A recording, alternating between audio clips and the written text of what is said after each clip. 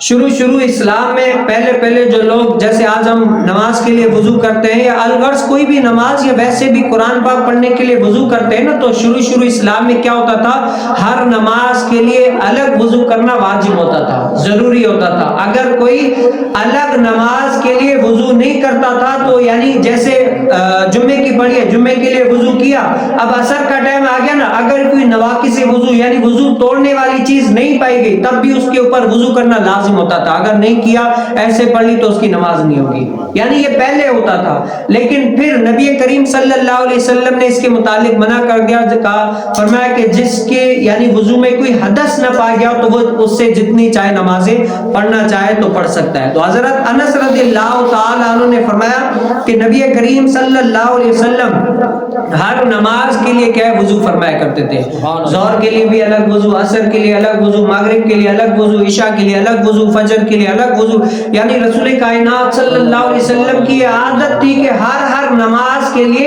الگ الگ وضو کیا کرتے تھے۔ لیکن پھر حضور علیہ السلام نے کچھ حدیث میں یہ بھی فرمایا کہ آپ جب تک وضو توڑنے والی کوئی چیز نہ پائی جائے تو کیا ہے اسی وضو سے آپ جتنی چاہے نمازیں پڑھ سکتے ہیں۔ لیکن اس حدیث مبارکہ میں کیا ہے کہ رسول کائنات صلی اللہ علیہ وسلم ہر نماز کے لیے الگ وضو کر رہے ہیں۔ اب اس کا محدثین کیا جواب دیتے ہیں کہ حضور علیہ السلام نے افضل کام پر عمل کیا۔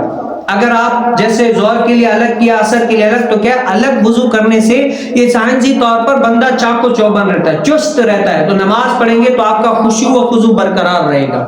اگر اسی وضو سے چلائیں گے نماز تو ہو جائے گی لیکن کیا ہے خشوع و خضوع آپ کا برقرار نہیں ہوگا۔ تو جو اگر ایک وضو سے کافی نمازیں پڑھنا چاہے تو پڑھ سکتا ہے، یہ ہے فتویٰ۔ اور تقویٰ کیا ہے کہ ہر نماز کے لیے الگ الگ وضو کرنا ہے، یہ ہوتا ہے تقویٰ۔ تو آپ فتوے پہ عمل کریں یا تقوی کے اوپر عمل کریں۔ اور رسول کائنات صلی اللہ علیہ وسلم نے نا فتح مکہ کے دن رسول کائنات صلی اللہ علیہ وسلم نے نا ایک ہی وضو سے کتنی 5 نمازیں پڑھی،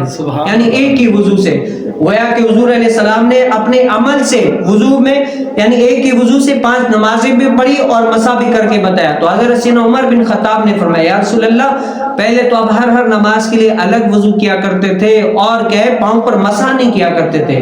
لیکن آج میں نے دیکھا یا رسول اللہ الگ طریقے سے وضو بھی کیا اور مسح بھی کیا، یہ کیا چیز ہے؟ صبح سے یعنی ایک ہی وضو سے۔ تو رسول کائنات صلی اللہ علیہ وسلم نے فرمایا اے عمر بن خطاب، یہ میں نے جان بوجھ کے کیا تاکہ میری امت کے لیے آسانی ہو، یعنی یہ بھی سمجھے کہ اس طریقے سے بھی کیا جاتا ہے، کیونکہ حضور علیہ السلام کا ہر عمل ہر قول جو ہے نا، جو حضور علیہ السلام نے ہمارے لیے فرمایا کہ یہ امت کے لیے ہے، وہ ہمارے لیے حجت ہے، دلیل ہے کہ ہم اس کے اوپر عمل کریں۔ تو رسول کائنات صلی اللہ علیہ وسلم نے یہ فرمایا۔ اب ان میں 2 چیزیں ہیں، اب جب کوئی بات آ جائے نا بھائی